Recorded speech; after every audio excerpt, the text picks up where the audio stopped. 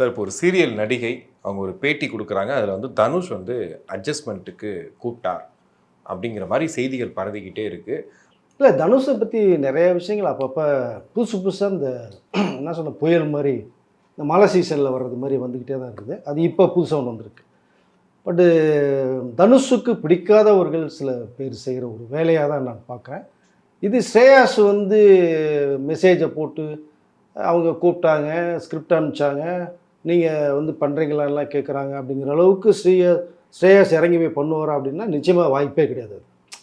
அப்போது ஸ்ரேயாஸுக்கு யாரோ பிடிக்காதவர்களா, இல்லை தனுஷுக்கு பிடிக்காதவர்களா, இல்லைன்னா மூன்றாவது நபர் இவளுடைய ஃபேக் ஐடியை வச்சுட்டு எப்படியோ உள்ளே நுழைஞ்சு வேறு தீய சக்தியில் கொண்டு வந்து எதாவது பண்ணணும்னு நினைக்கிறாங்களா அப்படிங்கிற ட்ரையாங்கிளை நம்ம சிந்திக்க வேண்டியதாக இருக்குது. பட் இதுக்கு இவங்க இந்த டிவி ஆர்டிஸ்ட் மானிய ஆனந்த்னு நினைக்கிறேன். பட் அவங்க வந்து இந்த வானத்தை போல சீரியல் ஏதோ பண்ணிகிட்ருக்காங்க. பட் இப்போ அது சொல்ல வேண்டிய நெசசிட்டி என்ன? நீங்கள் வந்து பேசின உடனேயே நீங்கள் வந்து போலீஸ் கம்ப்ளைண்ட்டு, கிரைம் பிரான்ச் ஏதாவது கொடுத்துருக்கலாம். இப்போ அந்த மாதிரி பிரச்சனை வரும்போது ஆமாம், அது செய்யலாம் இல்லையா? அதை விட்டுட்டு ஜிம்மில் ரொம்ப கேஷுவலாக தரையில் உட்காந்துட்டு ஜாலியாக பேசிகிட்டு இருக்காங்க. அந்த ஒரு சீரியஸ்னஸ்ஸே அவங்களுடைய ஸ்பீச் வீடியோவில் தெரியல. ஓகே. பட் இதை போய் ஸ்ரேயாஸ் தான் கூப்பிட்றாரு, ரெண்டாவது அவங்க ஆஃபீஸருக்கு ஸ்க்ரீன்ஷாட் எடுத்து அனுப்பிச்சாரு அப்படின்னு அது எல்லாத்தையுமே பேசிகிட்டு இருக்காங்க.